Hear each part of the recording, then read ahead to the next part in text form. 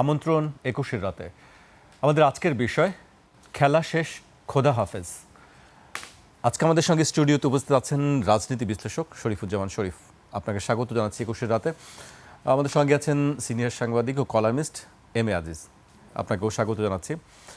খেলা শেষ, খোদা হাফেজ, আমরা এই বক্তব্য দেখেছি সম্প্রতি। এর বাইরেও আরেক কয়েকটি বিষয় নিয়ে আলোচনা চলছে রাজনীতিতে। যেমন গতকাল আমরা এই সংবাদ সম্মেলন দেখলাম, প্রধানমন্ত্রীর তথ্য উপদেষ্টা তিনি সেই বেশ কয়েকটি বিষয় নিয়ে কথা বলেছেন, যে স্থানীয় সরকার নির্বাচন, যেটি বহুল আলোচিত বিষয়, যে কবে নির্বাচন হবে। যথারীতি তিনি আওয়ামী লীগ নিয়ে আবারও কথা বলেছেন, সাংবাদিকদের প্রশ্নের উত্তর দিয়েছেন। আমি সেই সব বিষয়ে আলোচনা যাবার আগে প্রথমেই খেলা শেষ, খোদা হাফেজ এই বিষয়টি উল্লেখ করতে চাই। বিগত অন্তর্বর্তী সরকারের উপদেষ্টা মাহফুজ আলম ফেসবুকে খেলা শেষ, খোদা হাফেজ শিরোনামে দেয়া পোস্টে মাজার পত্রিকা অফিস ও সাংস্কৃতিক প্রতিষ্ঠানে হামলার তীব্র সমালোচনা করেছেন। ফেসবুকে মাহফুজ আলম লিখেছেন, রাইট উইং অ্যাক্টর আর কুশীলবদের ফার রাইট এলিমেন্টস ইউজ করার ভয়ঙ্কর খেলা এখন কোন পর্যায়ে আছে। মব সন্ত্রাস, মাজার পত্রিকা অফিস ও সাংস্কৃতিক প্রতিষ্ঠানে হামলায় ওদের মার্সেনারি হিসেবে ব্যবহারের ভেতর দিয়ে নির্বাচনী বৈতরণী পার করা শেষ, এখন হাত ধুয়ে ফেলবে জাসি রাইট উইং বলয়। তিনি আরও লিখেছেন, আমি গত বছরের শুরু থেকেই এসব ফার রাইট গুন্ডাতন্ত্র আর ডিজিটাল মবের বিরুদ্ধে বলেছি। সেজন্য কুশীলবদের চক্রান্ত এবং ফুট সোলজারদের দৌরাত্ম্য কম সহ্য করতে হয়নি। সামনের দিনগুলো সবার জন্য রিকনিংয়ের, তিনি রিকনিং শব্দটা ব্যবহার করেছেন, রিকনিং হিসাব নিকাশ চোকানোর একটি বিষয় তিনি বলছেন, যে সামনের দিনগুলো সবার জন্য রিকনিং। শরীফ ভাই, আমরা দেখি মাঝে মাঝে তিনি একটু সাধারণ মানুষ আসলে বোঝা কঠিন, আমি নিজে এত কিছু বুঝি না, আপনার কাছে মনে হয় এই কথাগুলো? ধন্যবাদ। বাংলাদেশের তরুণদের মধ্যে খুব আলোচিত একজন মানুষ। আলোচনা মানে কেবল ইতিবাচক আলোচনা, নেতিবাচক আলোচনাও হয়। আপনার মনে থাকার কথা, 5 আগস্টের পরে নতুন সরকারের তরুণ যারা, তাদের মধ্যে প্রথম মাহফুজ আলমকে নিয়ে প্রথম আলো একটা বিরাট সাক্ষাৎকার চেপেছিল। তার আগ পর্যন্ত মাহফুজ আলম সম্পর্কে আমাদের অনেকের জানা ছিল না। ডক্টর ইউনূস আমেরিকায় নিয়ে গিয়ে তাকে মাস্টার মাইন্ড বলেছিলেন এবং তাকে অল্প বয়সে সরকার পরিচালনার গুরুত্বপূর্ণ কাজের মধ্যে তাকে যুক্ত করা হয়েছিল।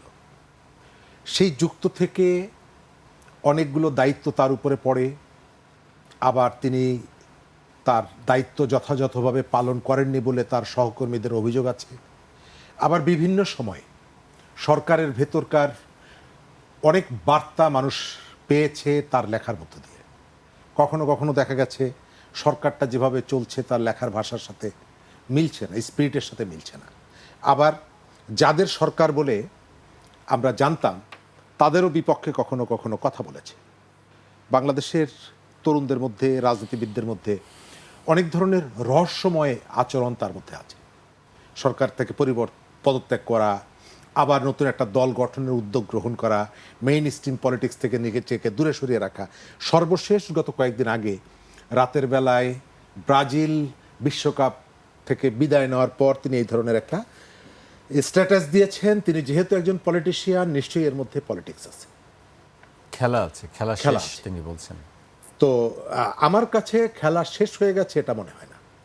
আমার কাছে মনে হয় খেলাটা জমে উঠছে, পলিটিক্সের খেলা, পলিটিক্স নিয়ে রাজনীতির খেলা, অথবা রাজনীতি নিয়ে পলিটিক্সের খেলা। আপনি বাংলাদেশের রাজনীতিতে আমাদের প্রতিবেশী এবং দূরবর্তী দেশগুলোর যে ভূমিকা, সেই ভূমিকা আমরা কম বেশি সবসময় জানি। তারা এখানকার পলিটিক্সে বিভিন্ন সময়ে যুক্ত হয়ে ভ্যালু অ্যাড করেছেন, এ পক্ষে ও পক্ষে। এটা স্বাধীন দেশের জন্য কোনোভাবেই কাঙ্ক্ষিত না, কিন্তু সেটি হয়েছে। আমরা জুলাই অভ্যুত্থানে দেখছি এটাকে নানা জায়গা থেকে নানা রকমের ব্যাখ্যা বিশ্লেষণ করা হয়েছে। আজকে দেখলাম সোশ্যাল মিডিয়ায় জামাতের নেতা এবং সাবেক বিএনপি নেতা মেজর আখতারুজ্জামান বেসিক অনেকগুলো জায়গায় কতগুলো প্রশ্ন তুলেছেন।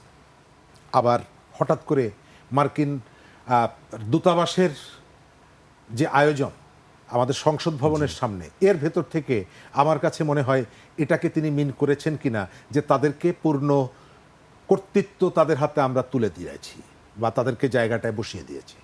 কারণ হলো এটা একটা দেশের জন্য খুবই অবমাননাকর। দ্বিতীয়ত, আমরা দেখলাম যে হেফাজতে ইসলাম দেখলাম এটার বিরুদ্ধে একটি বিবৃতি দিয়েছে। এখন বাংলাদেশের পলিটিক্সে কে কোন দিকে যায় এটি বোঝা খুব মুশকিল। একসময় আমেরিকার বিরুদ্ধে, বিশেষ করে আমেরিকার স্বার্থের বিরুদ্ধে, তাদের যে নানা রকমের অন্যায় তৎপরতার বিরুদ্ধে আমরা যাদের সাথে মিছিল করেছি অথবা পেছনে মিছিল করেছি, আমাদের জুনায়েদ সাকিব ভাই, আমি মন্ত্রী হিসাবে তার কথা বলছি না, পলিটিশিয়ান সাকিব ভাইয়ের কথা বলছি, তাকেও দেখলাম সেই অনুষ্ঠানে হাজির। এবং অন্য যে রাজনৈতিক দলগুলো, এনসিপির কাউকে দেখলাম না, অন্য রাজনৈতিক দলগুলোকে দেখলাম না, বিএনপি এবং জামাতকে দেখলাম। এবং প্রশ্ন তৈরি হলো নতুনভাবে, বাংলাদেশের পার্লামেন্টের সামনে এই সুযোগটা আপনি অন্য কোনো দেশকে আপনি দিবেন কিনা? কালকে চীন যদি চেয়ে বসে, পরশুদিন যদি পাকিস্তান বলে, ভারত বলে যে আমাদেরকে দিতে হবে, আপনি দিবেন কিনা? এক। দ্বিতীয়ত হচ্ছে, এটা আমেরিকার 250 বছরের প্রতিষ্ঠাবার্ষিকী, জন্মদিন, অবশ্যই এটি জাঁকজমকপূর্ণভাবে হবে, কিন্তু যেভাবে আমাদের আইন প্রণেতারা তাদের ওয়ারেন্ট অফ প্রেসিডেন্সের অনেক নিচে অবস্থান করা আমেরিকান রাষ্ট্রদূত যেভাবে দাঁড়িয়ে আছে আর তাদের সামনে যেভাবে নতজানু হয়ে দাঁড়িয়ে আছেন এবং এক ধরনের ক্যাবলাকান্তের মতন ফে ফে করে হাসছেন, এটা বাংলাদেশের জন্য খুবই অবমাননাকর। তারা বুঝতে পারেন কি না তাদের এই যে চালাকিটা পাবলিক ধরতে পারে? ইরানের প্রেসিডেন্টকে হত্যা করেছে ইসরায়েল এবং আমেরিকা। সেই অনুষ্ঠানে, ইরানের প্রেসিডেন্টের অন্ত্যেষ্টিক্রিয়ায়, তার বিদায় অনুষ্ঠানে স্পিকারের নেতৃত্বে একদল চলে গেলেন, জামাতের নেতা গেলেন, এনসিপির নেতারা গেলেন, আর আরেক দল চলে এলেন আমেরিকার অনুষ্ঠানে, যে আমেরিকা ওই হত্যাকাণ্ডের সাথে সরাসরি যুক্ত, এবং তারা নিজেরাই স্বীকার করে। এবং তারা মাঝখানে আমাদেরকে কি ভাবলেন আমরা জানি না। তবে আমরা যেটা বলতে পারি, এটা হচ্ছে রাজনীতির হিপোক্রেসি। এটা এক ধরনের ওই যে কি বলে, মোনাফেকি। আপনি একুলেও আছেন, আপনি সেকুলেও আছেন। আপনি রাস্তায় দাঁড়িয়ে মানুষের সামনে বলছেন যে করছি আর একটা, আপনি বলছেন পাশ্চাত্যের অপসংস্কৃতি, পাশ্চাত্যের যে রাজনীতি, পাশ্চাত্যের যে ভোগবাদ, অথচ আমেরিকার সামনে দাঁড়িয়ে বলছেন তুমি আমার 1000 বছরের বন্ধু। তো আপনার যদি বন্ধুত্ব তো তার সংস্কৃতিকে বাদ দিয়ে না, বন্ধুত্ব তার ওই যে ভোগের সংস্কৃতি বাদ দিয়ে না, তার যে আগ্রাসী রাজনীতি সেটাকে বাদ দিয়ে না। তার মানে হলো যে এখানে আপনি একদিকে এক ধরনের কথা বলছেন, সেখানে আর এক ধরনের কথা বলছেন। বাংলাদেশের শেখ হাসিনার সময়ে সবথেকে আলোচিত জঙ্গিবাদ, সেই জঙ্গিবাদ, তার আগে আমরা বহুবার বলেছি যে এখানে জঙ্গিবাদের বিস্তার হচ্ছে। একটি অংশ এটা বলার সঙ্গে সঙ্গে এখনো এসে বলে যে শেখ হাসিনা বিদায় নেওয়ার সঙ্গে সঙ্গে জঙ্গিবাদ বিদায় নিয়েছে। নো, বিএনপি তো জঙ্গিবাদের দ্বারা আক্রান্ত যেমনি হয়েছে, বিএনপির জঙ্গিবাদকে আবার কিন্তু কবর দেওয়ারও চেষ্টা করেছে। এখানে উগ্রপন্থীদেরকে প্রথম ফাঁসির কাস্টে ঝুলিয়েছে বিএনপির শাসনামলে, এবং দৃঢ়তার সাথে বাংলা ভাই আব্দুর রহমান তাদেরকে। সুতরাং এই জঙ্গিটা, এই ভাবনাগুলো এসেছে আওয়ামী লীগের সময়, এটি ঠিক না। এক। দ্বিতীয়ত, এই ধরনের যারা আছে, বাংলাদেশের সমস্ত ধর্মীয় মানুষ, ধর্ম পালন করে, ধার্মিক মানুষ, তারা সবাই এটার মধ্যে যুক্ত না, এটাও ঠিক। আবার ধর্মকে পুঁজি করে একটি অংশ তরুণদেরকে আকৃষ্ট করে এখানে। আবার এই জঙ্গিবাদকে উপলক্ষ করে এখানে ক্ষমতা দীর্ঘায়িত করার চেষ্টা করেছিলেন শেখ হাসিনা। তার রাজনৈতিক প্রতিপক্ষকে দমন করার চেষ্টা করেছেন, অনেক নিরীহ মানুষকে তিনি, তার সরকার গ্রেপ্তার করেছে, জেল খাটিয়েছে। এগুলো সবই সত্য, কিন্তু তার মানে এই না যে এখানে এই ধরনের উগ্রতার কোনো জায়গা নেই এবং বিস্তৃত হচ্ছে না। অন্তর্বর্তীকালীন সরকার, ডক্টর ইউনূসের সরকার রাষ্ট্রীয় প্রণোদনায় এদেরকে নানাভাবে প্যাট্রোনাইজ করেছে, এদেরকে বিস্তৃত হওয়ার সুযোগ দিয়েছে। 5 আগস্টের পরে চিহ্নিত অপরাধী যারা বড় বড় জঙ্গি হিসাবে পরিচিত, জাতীয় আন্তর্জাতিকভাবে, এমনকি তাদের বিচার আচারও হয়েছে, অন্য রাজনৈতিক দল থেকে তাদের থেকে একটা দূরত্ব, তারা সবাই জেলখানা থেকে সুরসুর করে বেরিয়ে এলেন। কিভাবে? অর্থাৎ আমাদের বাংলাদেশকে ঘিরে কাছের এবং দূরের বহু পক্ষ, এখানে তাদের নানা ধরনের রাজনৈতিক ইকুয়েশন আছে, এবং সেই ইকুয়েশনগুলোকে ফুলফিল করার জন্য, তাদের টার্গেটকে ফুলফিল করার জন্য তারা অনেকগুলো এজেন্ডা নিয়ে আসে। তার একটা এজেন্ডা হচ্ছে এই যে উগ্রপন্থা, এবং আমাদের কখনো কখনো পরিকল্পিতভাবে এটিকে পেছনে রাখার চেষ্টা, কখনো কখনো এটি কেউ যদি উত্থাপন করে তার মাথা ফাটিয়ে দেওয়ার যে হুমকি, এর আড়ালে এখানে জঙ্গিবাদ বিস্তৃত হচ্ছে, উগ্রপন্থা বিস্তৃত হচ্ছে, ভারতেও হচ্ছে, আমাদের এখানে হচ্ছে, পৃথিবীর অনেক জায়গায় হচ্ছে। সরকার যদি এটাকে নিয়ে ওই যে ঢাক ঢাক গুড় গুড় করে, দুজনকে ধরলাম, তিনজনকে ছাড়লাম, চারজনকে ধরলাম, দুইজনকে ডেকে নিয়ে আসলাম, এই যে প্রবণতা, দ্বিমুখী নীতি যদি অবলম্বন করে, বাংলাদেশ বিপদে পড়বে, এবং বাংলাদেশ অলরেডি বিপদে পড়ে গেছে। স্বীকার করেন বা না করেন, আন্তর্জাতিক মহলের দৃষ্টির মধ্যে আবার চলে এসেছে যে বাংলাদেশে এই ভাবনা, এই কনসেপ্ট, এই অ্যাক্টিভিটি ক্রমশই বিস্তৃত হচ্ছে। যেমন তিনি শেষ লাইনটি বলেছেন, আমি আবার উল্লেখ করছি, সামনের দিনগুলো সবার জন্য রেকর্ডিং এর। তিনি বলছেন। আমি আজিজ ভাইয়ের কাছে আসতে চাই। আজিজ ভাই, আপনি কিভাবে দেখেন আসলে এই বিষয়টি? ধন্যবাদ আপনাকে, দর্শক শ্রোতাকে, শরীফ ভাইকে। দেখেন, উনি তো আসলে একটা ইন্টেলেকচুয়াল, এখন কিন্তু পলিটিক্যালি উনি এতিম, এ কথাটা মাথায় রাখবেন। এবং তিনি দুর্বুদ্ধ শব্দ ব্যবহার করে। এইটার যদি অর্থ বুঝাইতে বলি, আমি অন্তত পুরো অর্থ বুঝি না, তবে যেটুকু বুঝেছি সেটাতে যেটা বলছি, আমার কাছে মনে হয়েছে তরুণদের যে রাজনৈতিক দল, তাদের উদ্দেশ্যে বলেছে আলট্রা দক্ষিণপন্থীদের দ্বারা তারা ব্যবহৃত হয়েছে, এটা শেষ, এই সময় শেষ, অর্থাৎ এই তরুণরা শেষ, এইটা আমি বুঝতে পেরেছি। তবে তিনি যেটা বলেছেন, আমার বক্তব্য হচ্ছে যে যদি দেশের কথা বুঝায় থাকেন, তাহলে আমি মনে করি শরীফ ভাইয়ের সাথে আমি একমত যে আমরা কিন্তু দেশের ব্যাপারটা কিন্তু শেষ নয়।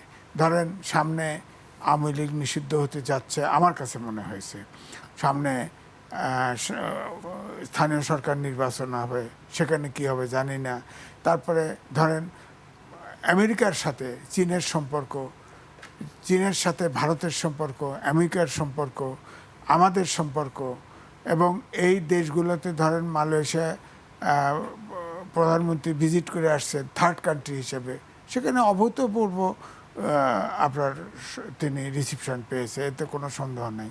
কিন্তু চীনে গিয়ে যেসব আলোচনা হয়েছে, এবং তারপরে যে চীনা রাষ্ট্রদূত যেটা বলেছে, ভারতকেও ইনডাইরেক্টলি বলেছে যে আমাদের কাজে কোনো বাধা দিলে, বাংলাদেশের ব্যাপারে কোনো বাধা দিলে আমরা কিছু মানব না।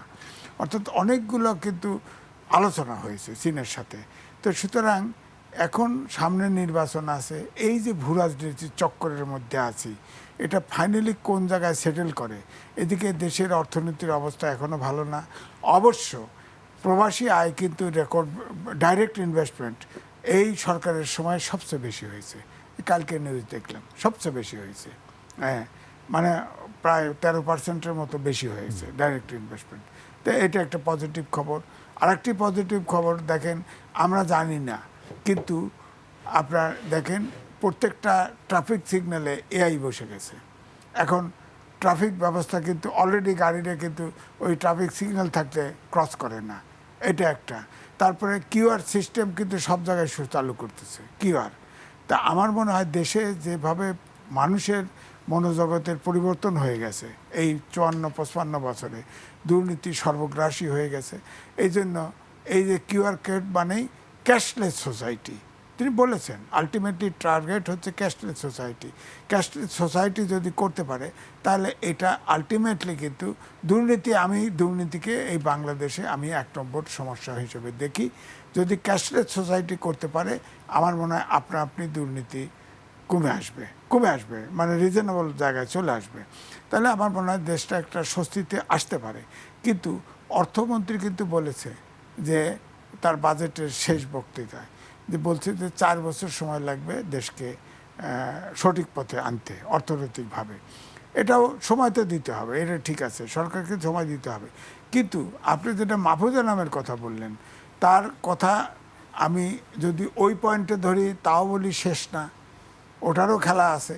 হ্যাঁ, আবার যদি বলি দেশের কথা, তিনি একটি কথা বলছেন, আমি আবার একটু উল্লেখ করি। মব সন্ত্রাস, মাজার, পত্রিকা অফিস ও সাংস্কৃতিক প্রতিষ্ঠানে হামলায় ওদের মার্সেনারি হিসেবে ব্যবহারের ভেতর দিয়ে নির্বাচনী বৈতরণী পার করা শেষ, এখন হাত দিয়ে ফেলবে জাসি রাইট উইং বলায়। হ্যাঁ, ওইটাই। কি কাকে কি ব্যবহার করলো, কে কার দ্বারা ব্যবহার হইতে হলো, কে ব্যবহার করলো? ব্যবহার তো উনি তখন স্পেশাল অ্যাসিস্ট্যান্ট ছিলেন, প্রধান উপদেষ্টার।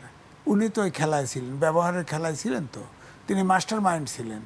আমেরিকাতে পরিচয় করে দিচ্ছে না, হ্যাঁ, ডক্টর মোহাম্মদ ইউনূসই, এবং মাস্টার মাইন্ড এবং মেটিকুলাস ডিজাইনে কাজগুলো হয়েছে। আবার তো কোনো এক সময় শুনছি যে তিনি মাস্টারমাইন্ড ছিলেন না। না, এটা তরুণরাই এনসিপি অস্বীকার করেছে, কেউ মাস্টার মাইন্ড ছিলেন না। জামাতের আমির বলেছে মাস্টার মাইন্ড তারেক রহমান ছিলেন লন্ডন থেকে, তিনি নিজেও অস্বীকার করেছে না মাস্টার মাইন্ড নাই। আবার তিনিই আবার বলেছেন না মাস্টার মাইন্ড না, এটা সবার অংশগ্রহণ ছিল। তবে আমরা যেটা দেখেছি, কেউ মাস্টার মাইন্ড বানাক আর মেটিকুলার ডিজাইন বানাক, মেটিকুলাস ডিজাইনের কিন্তু এখানে আছে, সত্যতা আমার কাছে মনে হয় আছে, কিন্তু মাস্টার মাইন্ড কেউ নাই। কারণ ওখানে সেটি আপনি কিভাবে বলেন যে মেটিকুলাস ডিজাইনের সত্যতা আছে, সেটি একটু। মেটিকুলাস ডিজাইন হচ্ছে যে ধরেন ডক্টর মোহাম্মদ ইউনূস আলো 8 তারিখে, 6 তারিখে 107 সংবিধানে মানে 106 অনুচ্ছেদ অনুযায়ী রেফারেন্স নিলেন। তখন তো প্রধান উপদেশ চিফ জাস্টিস এবং অ্যাপিলেট ডিভিশনের আরও জাস্টিস পালা গেছে, এর আগেই মব সন্ত্রাস করে ওগুলোকে তাড়াই দিছে। তো এটি দিল কে, রেফারেন্সটা দিল কে? এক, এই রেফারেন্সে যে কোনো আজ পর্যন্ত কোনো রায় খুঁজে পাওয়া যায় না। হ্যাঁ, তারপরেও আসেন ওটার পরে এই বর্তমান যে রাষ্ট্রপতি আছে তিনি ইউনূস সহ সবাইকে নিয়োগপত্র দিছে, নিয়োগপত্র গ্রহণ করছেন। তারপরে সংবিধান অনুযায়ী ওথ নিয়েছেন, অধ্যাদেশ জারি করেছেন। ডক্টর মোহাম্মদ ইউনূস কিন্তু আপনার সংবিধান নিজেই ভায়োলেট করছে। এক, নির্বাচনটা সঠিক সময় দেয় নাই, এটা 18 মাস দেরি করছে। এটা একটা ধরেন যদি 6 মাস 3 মাসের ভিতরে নির্বাচন হওয়ার কথা সংবিধান অনুযায়ী, এটা যদি প্রস্তুতির অভাব থাকে ইলেকশন কমিশন আর 3 মাস, 6 মাসের ভিতরে যদি ইলেকশন দিত তাহলে নেপালের মতো হতে পারতো, তরুণরাই ক্ষমতায় আসতে পারতো, তরুণদেরকে ভোট, তখন তো তরুণদের জোয়ার, মানুষের হয়তো আস্থা করতে পারতো। কিন্তু আন্দোলনের শেষ পর্যায়ে কোঠা বিরোধী আন্দোলন ছিল, শেষে এসে হলো ফেসিবাদের বিলোপ। ফেসিবাদের বিলোপ মানে গণতন্ত্র, আইনের শাসন, সুশাসন মিনিমাম চাই। তো আপনি যেটা বলছেন মেটিকুলার ডিজাইন, ইউনূস যখন প্রধান উপদেষ্টা ছিল তার উপদেষ্টা হেঁটে যায়, মানুষ বলে আপনি আজীবন থাকেন, 5 বছর থাকেন, 7 বছর থাকেন, বলতো না। এবং তিনি ক্ষমতা ছাড়তে চান নাই আসলে। এবং আমি ওই সময় বলছি, বারবার বলছি, বিএনপি সম্পর্কে বলেছি, ইউনূসের ফাটাবাসের চিপায় বিএনপি করছে, বিএনপির সময় খেয়াল করে নাই। বিএনপি খালি কোনোভাবে একটা ইলেকশন চেয়েছে, ওই মেটিকুলাস ডিজাইনের অংশ। আন্দোলনটাও বলা হচ্ছে, আপনি আছে না যে আমেরিকার ফান্ড আসছে, তো ট্রাম্প নিজে বলছে তো ফান্ড আসছে এই আন্দোলনের জন্য বাংলাদেশে, সে টাকাগুলো কে নিল? সে টাকাগুলো তো আজ পর্যন্ত খোলাসা করলো না। বিএনপি সরকারও তো খোলাসা করা উচিত ছিল যে ওই আন্দোলনের আগে আমরা তো পেয়েছি যে এই যে ভোটের সময় কে কে পয়সা নিচ্ছে, এটা তো আমরা জেনেছি। হ্যাঁ, সুশাসন নাগরিক তিনি টাকা নেন নাই, বাংলাদেশ ব্যাংকের ফান্ড নেন নাই, ভোটের ক্যাম্পিংয়ের জন্য টাকা নিচ্ছে তো। জি, এগুলো নিয়ে একটি আলোচনা উঠেছিল যে টাকাগুলো কোথায় গেল, কোথায় গেল এখানেও যথেষ্ট। এই জন্য ডক্টর মোহাম্মদ ইউনূসের সময় মেটিকুলাস ডিজাইন অনুযায়ী কাজ হয়েছে, এবং এটা আমেরিকার থিওরি অনুযায়ী কাজ হয়েছে।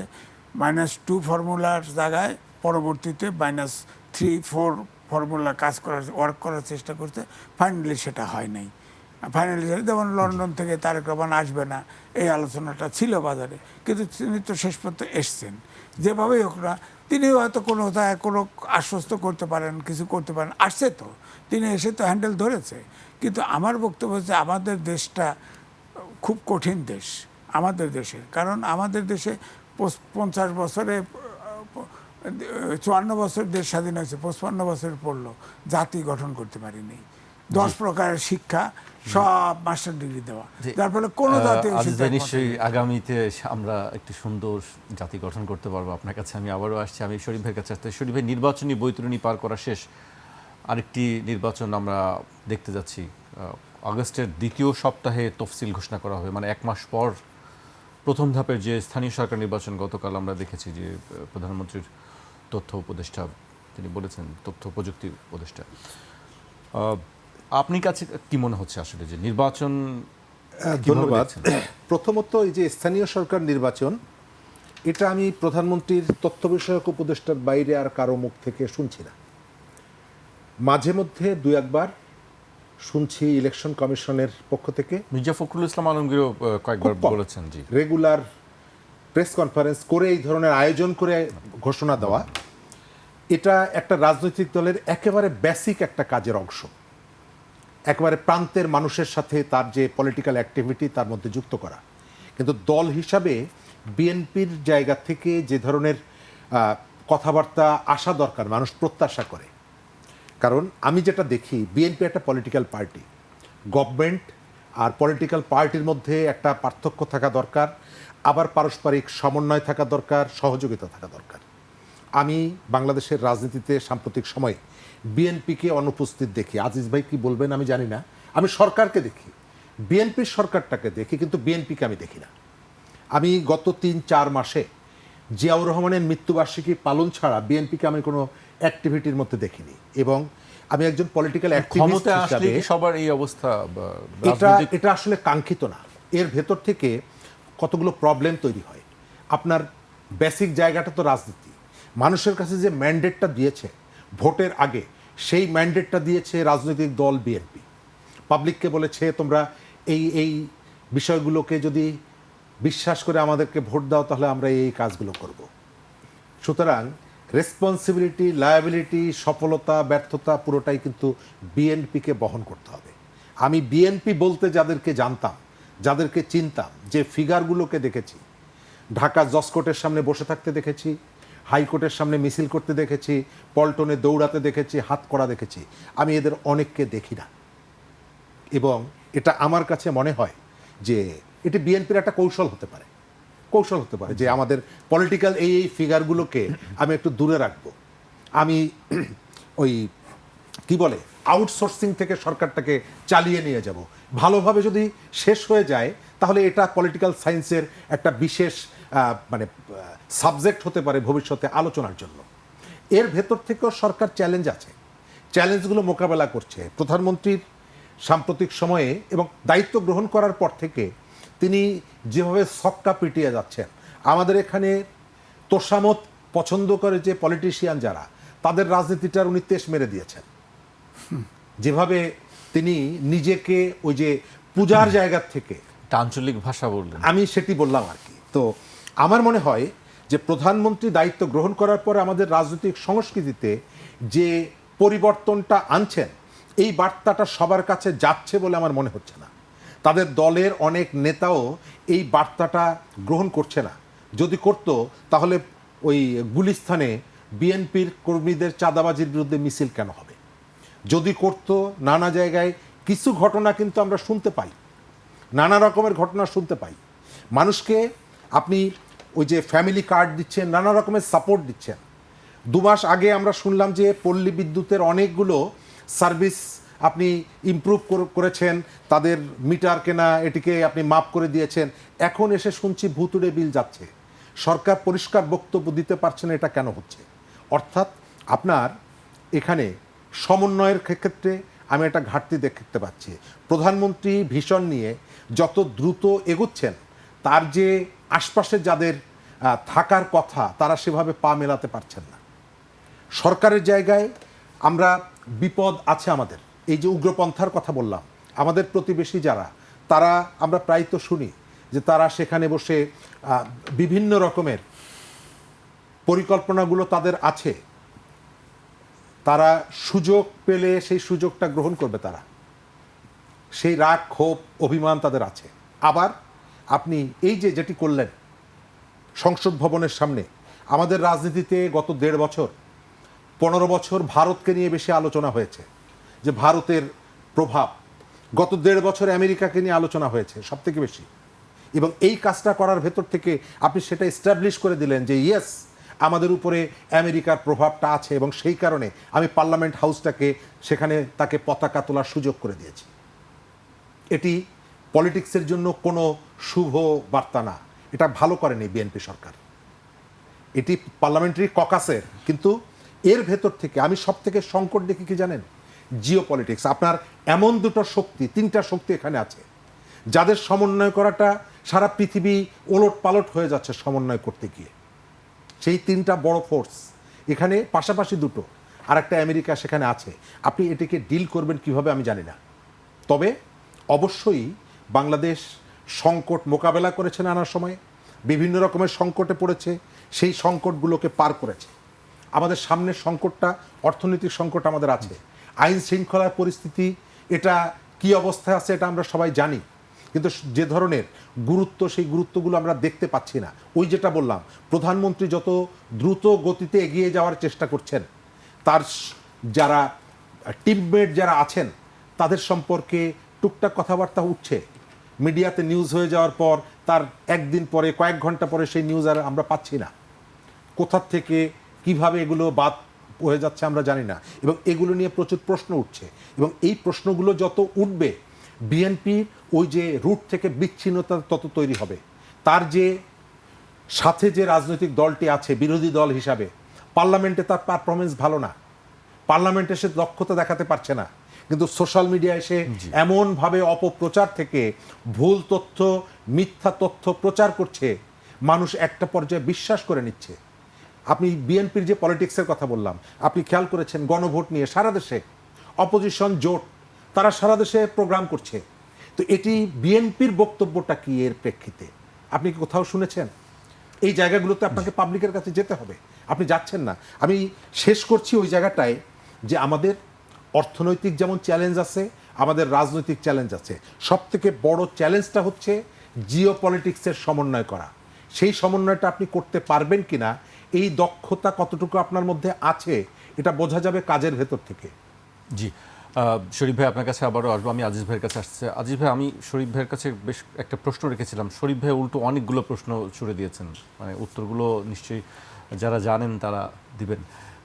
আপনার কাছে কি মনে হয় স্থানীয় সরকার নির্বাচন কি খুব দ্রুতই হচ্ছে, এবং কেমন পরিবেশ দেখছেন সেই নির্বাচনের আসলে, বা রাজনৈতিক মেরুকরণ কেমন হতে পারে নির্বাচনে? উপদেষ্টা ডাক্তার জাহিদুর রহমানের রেফারেন্সই দিতে হয়। প্রথমে তিনি বলেছিলেন যে যারা নির্দোষ আওয়ামী লীগের, তারা যেহেতু প্রতীক নাই, রাজনৈতিক দলের অধীনে নির্বাচন হচ্ছে না, সুতরাং আওয়ামী লীগের যারা নির্দোষ তারা নির্বাচনে অংশগ্রহণ করতে পারবে। এটাতে তারা আশান্বিত হয়েছে, নানাভাবে ধরেন আলোচনায় আসছে। এদিকে তিনি আবার আর একটা কারেকশন দিছে যে আপনার আওয়ামী লীগের তো সামনে ট্রাইব্যুনালে বিচার হচ্ছে, এটাও তো দেখতে হবে। আবার চিফ প্রসিকিউটর তো বলেই দিল যে এটা তদন্ত হচ্ছে, আওয়ামী লীগের বিচারের বিষয়টা তদন্ত হচ্ছে। তার মানে আমরা ধরে নিতে পারি ট্রাইব্যুনালের আইনটি এমন আইন যে অডিও ভিডিও, কানে শোনা, চোখে দেখা, সব রকমের সাক্ষী, সুপিরিয়র রেসপন্সিবল সব সাক্ষী গ্রহণযোগ্য, রাজসাক্ষী গ্রহণযোগ্য। সুতরাং ট্রাইব্যুনালে কারো কেস গেলে সরকার না চাইলে বেরোনো সম্ভব না, বিচার বিভাগ না চাইলে বেরোনো সম্ভব না। তার মানে আমি ধরে নিতে পারি ওই স্থানীয় সরকার নির্বাচনের আগে আওয়ামী লীগ নিষিদ্ধ হচ্ছে, আমি এটা ধরে নিতে পারি। এখন নিষিদ্ধ হলে পরিস্থিতিটা কি দাঁড়াবে? সুতরাং আমি বলবো ইলেকশন কমিশন কিন্তু অনেকগুলো কাজ করবে। ইতিমধ্যে বলেছে, একদিন বলেছে যে ইলেকশন কমিশনের একজন বললেন যে নির্বাচন আমরা অক্টোবরের আগেই আওয়ামী লীগ নিষিদ্ধ হচ্ছে। হ্যাঁ, আমার ধারণা হয়ে যাচ্ছে, কারণ তদন্ত তো চলছে, তদন্ত ট্রাইব্যুনাল তদন্ত বেশি দিন লাগবে না। হ্যাঁ, তদন্ত তো হবে। তো এখন আমার বক্তব্য হচ্ছে, ধরেন ভোটার 18 বছর বয়স হলেই ভোটার হতে পারবে, এবং অনেকের এনআইডিতে ছবি চেনা যায় না, অমুক চেনা যায় না, এগুলো চেঞ্জ হবে। তবে তা কারোর নাম চেঞ্জ হবে না, বয়স চেঞ্জ হবে না, এটা বলছে। হ্যাঁ, তো এখন ধরেন এই যে অনেকগুলো করছে, কিন্তু একটা জিনিস কিন্তু আমি ইয়ে পাইনি, ক্লিয়ার হয়নি, আরপিও সংশোধনের কথা বলে নাই। আমার মনে হয় যে নির্বাচনে আরপিওতে বলা উচিত কে নির্বাচন করতে পারবে, কে করতে পারবে না, এবং কার নির্বাচনের বৈধ হবে, কার ক্যান্ডিডেটস আর বৈধ হবে না। আরপিওতে যদি এটা বিস্তারিত লিখে দেয় তাহলে নির্বাচনটা আমার মনে হয় আছে যে কারা আসলে নির্বাচন করতে পারবে না। সেটা যেটা আছে ধরেন আছে, যেমন আছে ধরেন একটা ফৌজদারি অপরাধ, শরীফ ভাই পলিটিশিয়ান, ফৌজদারি অপরাধ আইন মামলা হলেও তিনি ইলেকশন করতে পারবেন যতক্ষণ পর্যন্ত দণ্ড না হবে। তো সুতরাং আপনাকে ক্লিয়ার করতে হবে। ধরেন আওয়ামী লীগের লোকজন এমন, ধরেন জানাজা যায় সেখানে কয় জয় বাংলা, তো তাহলে তো আইডেন্টিফাইড হয়ে যায়। আবার আমাকে বিরতি নিতে বলছে বারবার, অনেকক্ষণ ধরে বলছে বিরতিতে যাওয়ার জন্য। একটা বিরতি নিচ্ছি, তারপর আবার আসছি আলোচনায়। একটা বিরতি নিচ্ছি, ফিরছি এখনই।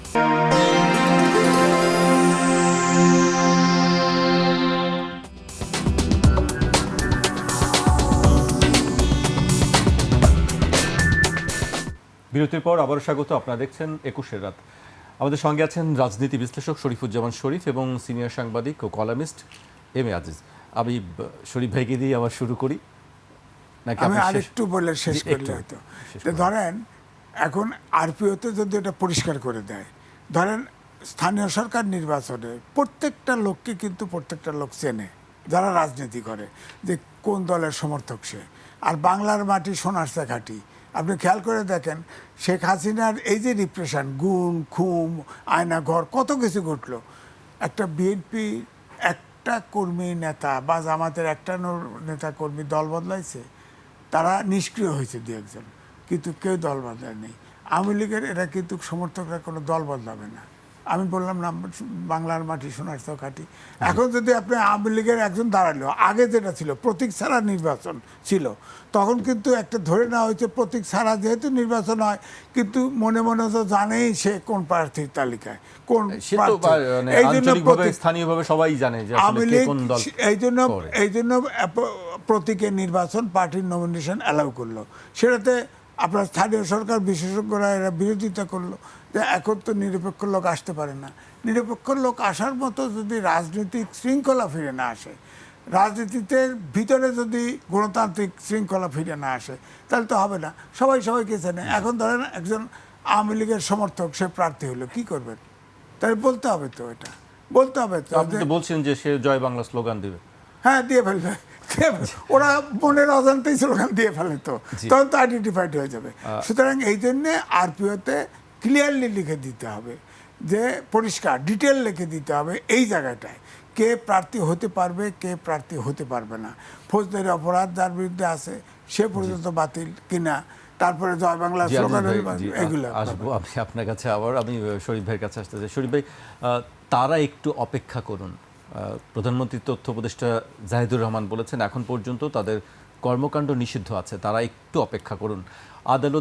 আদালতে যাবে, স্বরাষ্ট্রমন্ত্রী বলেছেন আন্তর্জাতিক অপরাধ ট্রাইব্যুনাল থেকে জানানো হয়েছে তদন্ত চলছে, সেই সময় পর্যন্ত অপেক্ষা করতে হবে। বিচারে যদি দেখা যায় তাদের নিষিদ্ধ করা হচ্ছে না, আবারও বলছি এটা আদালতের এখতিয়ার, তিনি সব পক্ষকে শুনে সিদ্ধান্ত নেবেন, তাহলে তারা কর্মকাণ্ড করতে পারবেন।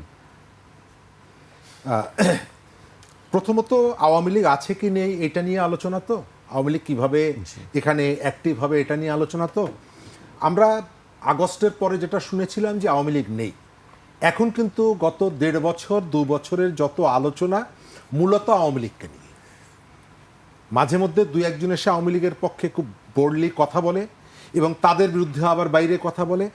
সেন্টার পর্যন্ত এখন পর্যন্ত আওয়ামী লীগের ভালো, আওয়ামী লীগের খারাপ, আওয়ামী লীগ আসতে পারবে কি আসতে পারবে না। প্রতি সপ্তাহে আমাদের যে বড় প্রশ্ন থাকে, আমাদের যে বড় ব্যর্থতা সেটা হলো যে রাজনৈতিক দলটিকে আপনি গণঅভ্যুত্থানের ভেতর থেকে বিতাড়িত করলেন, যাদের একটা বড় অংশ দেশ থেকে পালিয়ে যেতে বাধ্য হলো, সেই রাজনীতির বিপরীতে আপনি কোনো রাজনীতি নির্মাণ করতে পারেন নাই।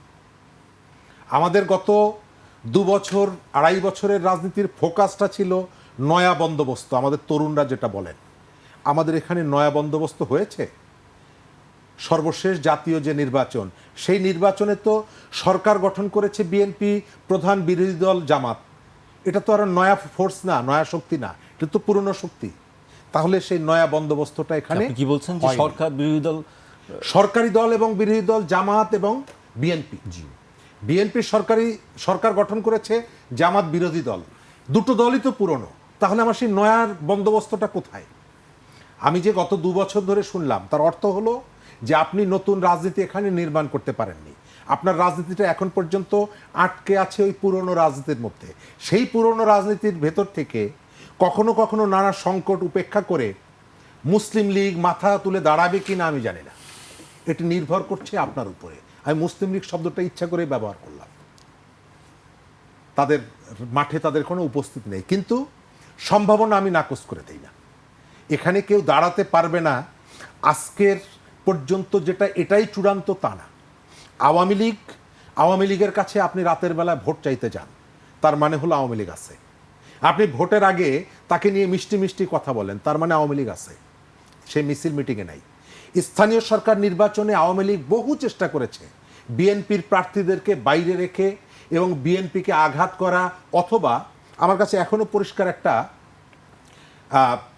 পুরনো একটা কার্টুন কিছুদিন আগে আমি সংবাদে দেখছিলাম।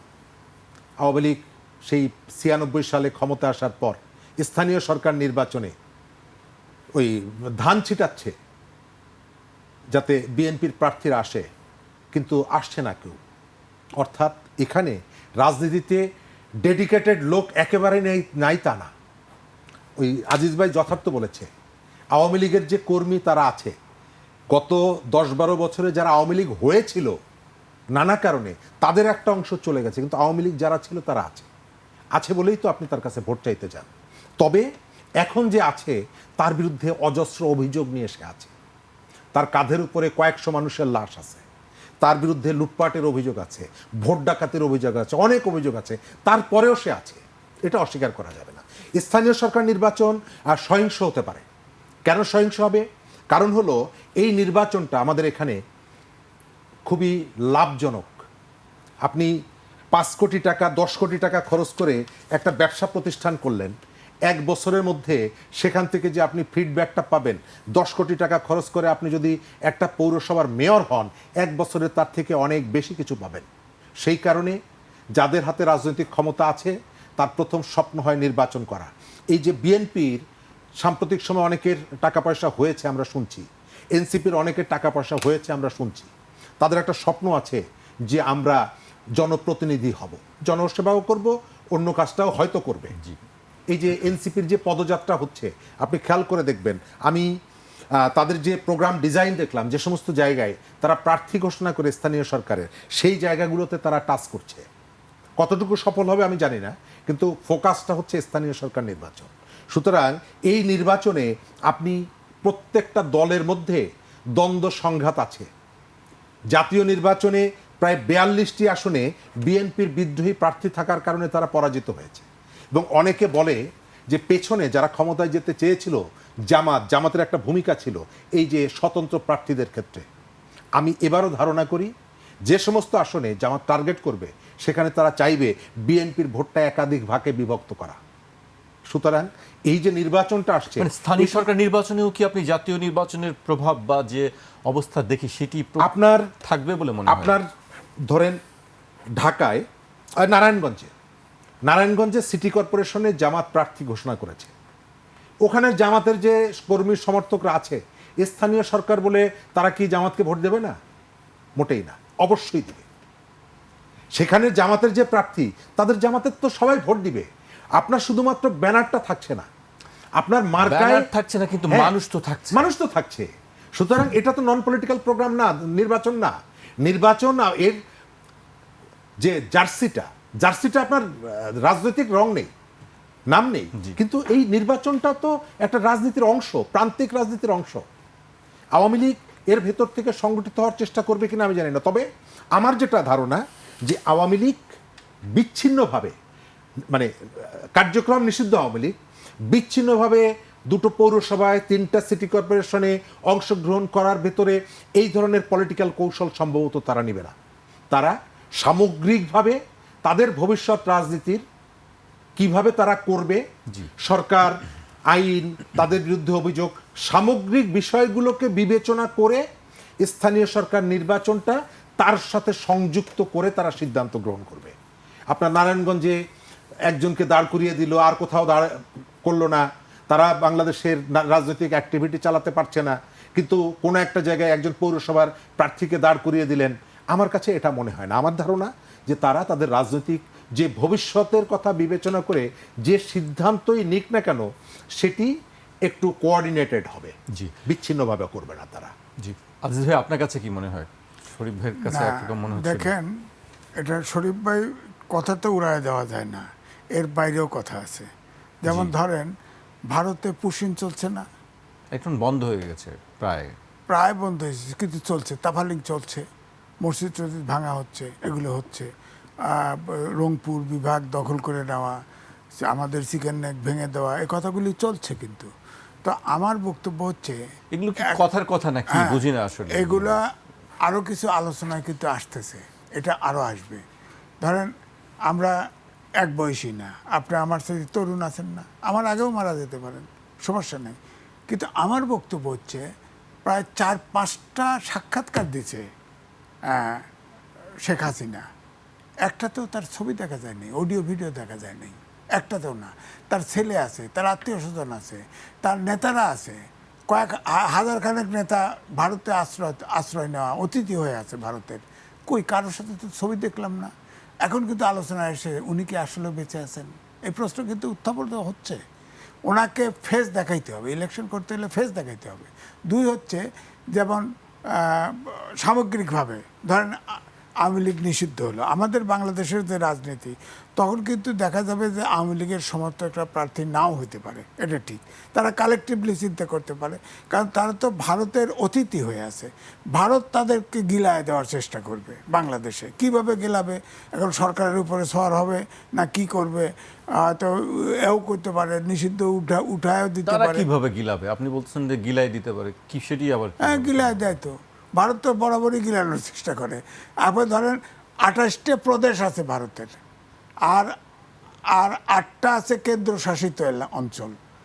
শেখ হাসিনার শেষ সময়ে কিন্তু প্রায় কেন্দ্রীয় লেন্দুবদরির মতো বানায় ফেলছিল প্রায়, কিন্তু উনি শেষে বাঁকে বসছে, উনি বিদায় হয়ে গেছে। হ্যাঁ, তো এই জন্য বরাবরই এই সরকারের ভারতের কোনো দক্ষিণ এশিয়ার কোনো দেশের সাথে সম্পর্ক নেই। এই জায়গায় তাদের ফরেন পলিসির ভুল, যে মালদ্বীপের মতো দেশ থেকে তারা হাত গোটায় আসছে, আর বাংলাদেশে 18 কোটি 20 কোটির জনগণ, এর তাদের মার্কেট আছে এখানে। তখন অন্তর্বর্তীকালীন সরকার, হিন্দু লিখছে, দি হিন্দু, যে অন্তর্বর্তী সরকারের সময় অনেক কথা বলছে না চিকেন নেকটিক নিয়ে, যতগুলো নিষিদ্ধ করেছিল তাতে কোনোটাই চালু হয় নাই। তারেক রহমান যখন চীনে ভ্রমণ করতে গেছে, তখন ওই বাউনাই বাতাস নাই আম পড়ে, ওরকম হয়ে গেছে, এমনি ভিসা দিয়ে দিছে। আর হ্যাংলা বাংলাদেশি 1,500 লোক একবারে লাইন দিছে, 150 লোক একদিনে লাইন দিয়ে সব ভিসা দিয়ে দিছে। মনে হয় ভারতে না গেলে তাদের পেটের ভাত হজম হয় না। এর দেশপ্রেমিকতা আছে। তোর তো মালয়েশিয়া চিকিৎসার জায়গা হয়ে গেছে, তোর তো ব্যাংককে চিকিৎসার জায়গা আছে, তোর তো চীন কতকগুলো ডেডিকেটেড হসপিটাল করছে, করোনা যেতে পারস নাই, ভারতে দৌড়ালিকা। তারা হয়তো আগের থেকে হয়তো সেখানে চিকিৎসা নিচ্ছিলেন, হয়তো সেরকম কোনো বিষয় থাকতে পারে, কিন্তু আপনি করেন হুমড়ি খাওয়া পড়ছে 150 লোক একদিনে, এগুলো কিন্তু বিবেচনার বিষয়। এই জন্য বলছি যে ভারত কিন্তু সরকারের সাথে সম্পর্ক রাখতে চায়। এখন তারেক রহমানের সরকারের সাথে খুব ব্যাটে বলে খুব মিলছে না, হ্যাঁ, এই টানাপোড়েন এখনও আছে। সুতরাং এই জন্য আমি বলছি যে তারা যদি আমি বললাম তো, শেখ হাসিনা সহ যতগুলো লোক এই দেশ থেকে পালায় গেছে, টাকা পয়সা নিয়ে পালাইছে, সবাই তো তাদের অতিথি। বাংলাভাষী সব অনুপ্রবেশকারী পুষিন করতেছে, কই আওয়ামী লীগের তো একটা লোক পুষিন হয় না, একটাও তো হয় না। শুভেন্দু অধিকারী নিজে হিন্দি বলে, ওর বাপ মা, ওর জন্ম পশ্চিমবঙ্গে বটে। তো এই জন্যে বলছি যে ভারত তো চেষ্টা করবে যে আওয়ামী লীগকে এখানে মাঠে করার জন্যে, শেখ হাসিনা খাওয়ানোর জন্যে, কিন্তু এই প্রেশারটা থাকবে। কিন্তু আমার কথা হচ্ছে যে যদি এখন সুপ্রিম কোর্টের মতো ইলেকশন করেন তাহলে তো হয়ে যাবে। সুপ্রিম কোর্টের ইলেকশনে দেখেন নাই, সুপ্রিম কোর্টে নমিনেশন হলো, আগে সদস্য হলো পয়সা দিয়ে, হ্যাঁ, ভোটার লিস্টে নাম উঠলো, প্রার্থী হলো, আওয়ামী লীগ সন্দেহ করে সবগুলো বাতিল, প্রার্থীতে বাতিল। এটা করলে তো সারা বিশ্বে হাসবে। হ্যাঁ, সুতরাং আপনাকে ওই বললাম আরপিও সংশোধন করে ওখানে ইলেকশন যদি করতে চান তাহলে করতে পারে। আরও আছে দুর্যোগ, 1000 খানেকের বেশি ওই মানুষকে, নেতাকর্মীকে এক্সপেল করছে, কিন্তু হয় নাই। এবারে তো বিএনপির তো একাধিক প্রার্থী প্রত্যেকটা এলাকায় হবে না, এটা কি করবেন, প্রতীক তো নাই, খারাপ যাবে, অনেক সমস্যা আছে। শেষ পর্যায়ে চলে এসেছি আমরা, শরীফ ভাইকে দিয়ে শেষ করব। শেষ কথা বলছিলেন যে অনেক সমস্যা আছে, কি কি সমস্যা আপনার কাছে মনে হয়, সমাধানটা কি? এখানের কৌশলটা কিন্তু মুখ্য। ডক্টর ইউনূস প্রধান উপদেষ্টার দায়িত্ব নেওয়ার আগে, বিশেষ করে আওয়ামী লীগ যখন ক্ষমতায়, ডক্টর ইউনূসকে কিন্তু ভারতের লোকসভায় একাধিকবার ডেকে আনা হয়েছে বক্তৃতা করার জন্য। তিনি বক্তব্য দিয়েছেন। সম্পর্কটা কার কোথায় কখন পরিবর্তন হয়ে যায় আমরা জানি না। বাংলাদেশের স্থানীয় সরকার, আমরা একটা অর্থবহ নির্বাচন চাই, ভাগাভাগির নির্বাচন চাই না, সহিংসতার নির্বাচন চাই না। কিছুদিন আগে আমাদের একজন নির্বাচন কমিশনার বলেছেন জামাত এবং বিএনপিকে আলোচনা করার জন্য। আমরা জানি না এর বার্তাটা কি, এই নির্বাচনটাও ভাগাভাগির হয় কিনা।